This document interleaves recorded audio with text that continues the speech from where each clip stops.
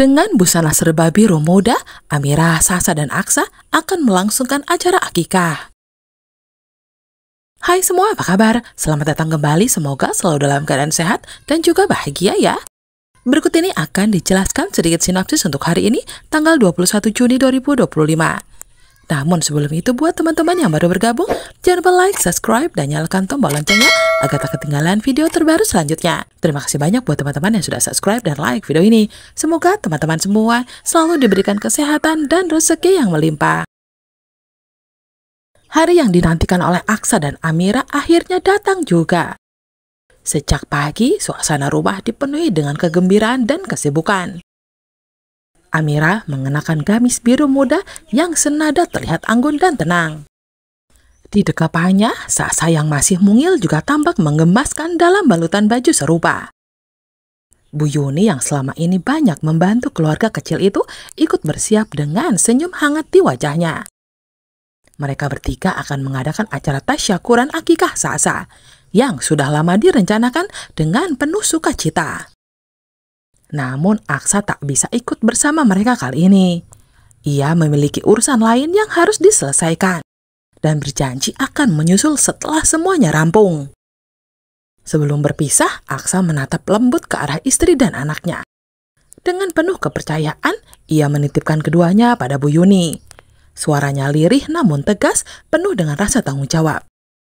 Setelah itu, Amira dan Bu Yuni pun berpamitan dan melangkah menuju mobil. Sasa digendong dengan hati-hati, sementara senyuman Amira tetap tersungging. Meski ada sedikit ragu di matanya. Ia percaya pada Aksa, meski firasatnya mengatakan akan ada hal besar yang terjadi hari ini. Tak lama setelah mobil Amira pergi, dari sudut jalan yang teduh, Tommy muncul dengan sikap siaga. Ia berdiri di seberang rumah Aksa, memantau setiap pergerakan dengan tatapan tajam. Ponselnya selalu dalam genggaman, menerima instruksi dari Bella yang kini sudah berada di lokasi acara. Rencana mereka sudah tersusun rapi. Bersama Galang, Bella menyusun strategi untuk melancarkan niat jahat yang sudah lama dipendam. Hari tasyakuran itu akan menjadi panggung untuk sebuah kekacauan yang terencana. Di sisi lain tempat, suasana berubah menjadi tegang. Dua orang polisi datang ke rumah Kusno dan Sora dengan maksud serius. Mereka membawa kabar yang mengejutkan, bahwa Galang telah resmi masuk dalam daftar pencarian orang atau DPO. Laporan dari Lana dan Saki membuka kembali kasus lama yang selama ini ditutupi. Sora langsung panik, bukan hanya karena takut, tapi juga karena cemas pada keselamatan Galang.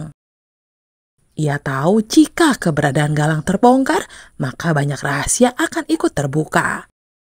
Namun, Sora bukanlah orang yang mudah goyah. Dengan kelicikan yang sudah tertanam dalam dirinya, ia segera mencari celah untuk memanipulasi keadaan. Ia menyusun alibi, menjawab pertanyaan polisi dengan tenang, dan sesekali berpura-pura tak tahu menau soal Galang. Kusno pun seperti biasa menurut saja. Ia sudah terbiasa mengikuti perintah wanita yang ia cintai. Meski hati kecilnya penuh keraguan dan takut, dalam bayang-bayang hukum, mereka berdua mencoba bertahan dengan kebohongan. Sementara itu, Pak Bastian masih berada di tempat persembunyiannya.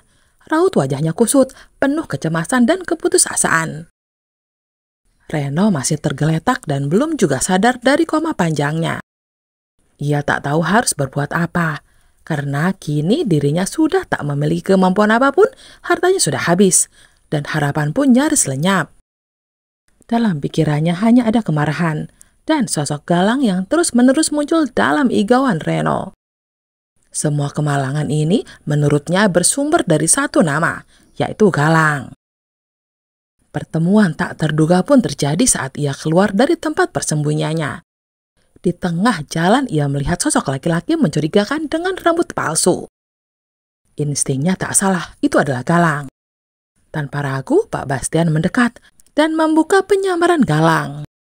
Amarah yang selama ini ditahan meledak seketika. Ia menghajar Galang tanpa belas kasihan, menuduhnya sebagai biang dari semua penderitaan Reno. Namun Galang tak tinggal diam. Meski terdesak, ia melawan, mencoba mencari celah untuk lolos dari sergapan Pak Bastian yang kalah. Di sisi lain, suasana berbeda tercipta di tempat acara.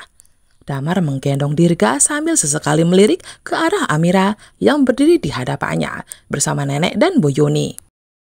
Obrolan ringan tentang akikah mengisi waktu mereka. Namun di hati Damar, perasaan bercampur aduk. Ia tahu Aksa adalah orang yang bertanggung jawab atas kematian istrinya. Tatapannya pada Amira tak lagi sama. Ada dendam yang belum terselesaikan.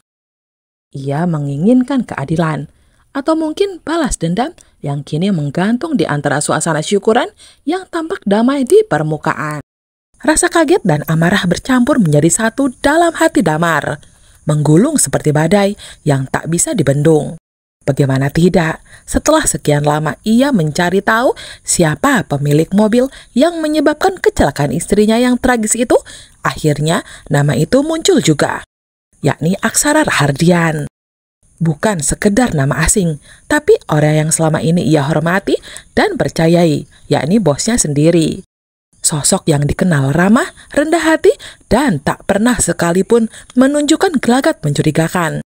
Namun kenyataan ini menghantam Damar seperti palu godam, menghancurkan keyakinannya sekaligus membuka pintu konflik baru yang tak terhindarkan.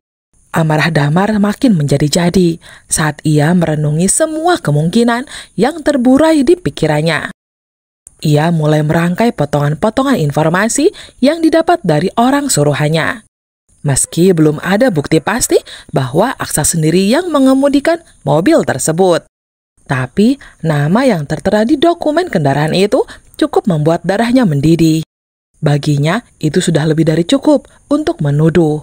Logika seakan terkubur di bawah bara dendam yang selama ini ia pendam dalam diam. Ia tidak lagi peduli pada kebenaran yang utuh, karena rasa kehilangan yang dalam telah membutakan akalnya. Tanpa menunggu waktu lama, Damar mulai menyusun siasat, bukan lagi dengan wajah ramah seperti biasanya, melainkan dengan niat membalas dendam yang membara. Ia yakin Aksa harus merasakan perihnya kehilangan, sama seperti yang pernah ia alami. Namun yang tidak ia tahu, kebenaran belum sepenuhnya terungkap.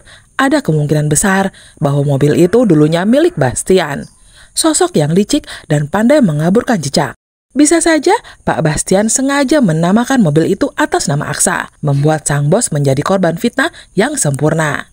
Tapi Damar sudah terlanjur tenggelam dalam emosinya sendiri. Di tempat lain, situasi pun tak kalah panas. Galang bersama Bella dan Hilda sedang menyusun rencana kekacauan di acara tasyakuran akikah Sasa. Acara yang seharusnya menjadi momen kebahagiaan itu justru akan dijadikan ajang balas dendam.